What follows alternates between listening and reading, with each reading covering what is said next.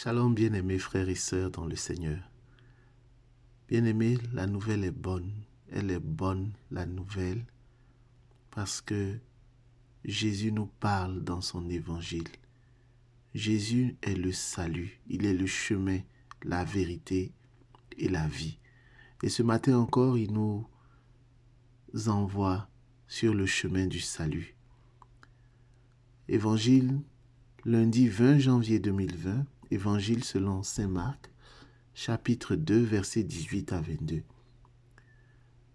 Je tire cette première partie de ma réflexion de la Bible d'études ignatienne. Jésus utilise une image maritale pour révéler sa divinité. Ces mots rappellent plusieurs passages de l'Ancien Testament qui montrent Dieu comme un époux marié à Israël. Le Nouveau Testament transfère cette alliance de relation au Christ comme l'époux divin de l'Église.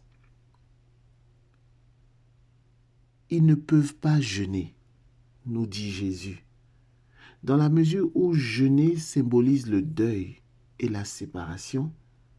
Il devient évident, il devient logique que c'est inapproprié de jeûner alors que Jésus était présent parmi ses disciples. Les chrétiens jeûnent pour ceux qui le désirent, jeûnent avant la célébration de la liturgie, avant la célébration de l'Eucharistie. Cela signifie qu'avant que Christ arrive parmi eux dans la parole et dans le sacrement, ils jeûnent. L'arrivée du Christ fait de ce temps un temps de célébration, un temps de fête lorsque l'époux divin se donne lui-même par amour à son épouse qui est l'Église. La communion avec Jésus dans le sacrement de l'Eucharistie est un avant-goût du repas de nos noces célestes avec l'agneau. Repas de noces auquel nous sommes tous conviés. Ave nouveau, le passage se termine au verset 22 par cette expression Ave nouveau, outre neuve. Il faut choisir entre le vieux, sans doute les vieux usages du judaïsme, et le neuf qui est l'évangile. Il faut choisir. Bien-aimés frères et sœurs, ce choix se pose également à toi et à moi. Il nous faut choisir entre nos anciennes habitudes et l'Évangile qui nous enseigne comment nous devons vivre à présent que nous sommes baptisés. Et l'apôtre Paul le dit en Éphésiens 4, versets 17 à 32. Voici donc ce que je dis et atteste dans le Seigneur. Ne vivez plus comme vivent les païens, que leur intelligence conduit au néant. Leur pensée est la proie des ténèbres et ils sont étrangers à la vie de Dieu, à cause de l'ignorance qu'entraîne chez eux l'endurcissement de leur cœur.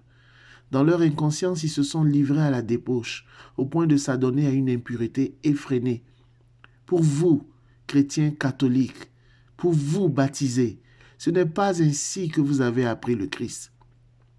Si du moins c'est bien de lui que vous avez entendu parler, si c'est lui qui vous a été enseigné conformément à la vérité qui est en Jésus, il vous faut, renonçant à votre existence passée, vous dépouiller du vieil homme qui se corrompt sous l'effet des convoitises.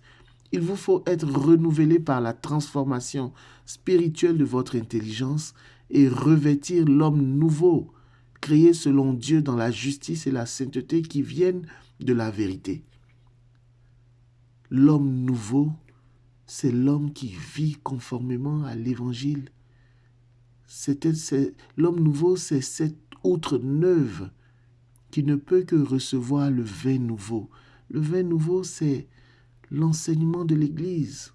Ce sont les sacrements. Le vin nouveau, c'est le Christ, c'est la parole de Dieu. Le vin nouveau, c'est l'alliance nouvelle, le Nouveau Testament. Et ce vin nouveau ne peut être accueilli que dans une outre neuve. Bien-aimés, que l'Esprit Saint nous donne la grâce d'être renouvelés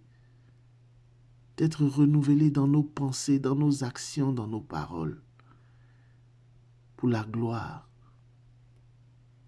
du saint nom de Jésus-Christ de Nazareth. Amen.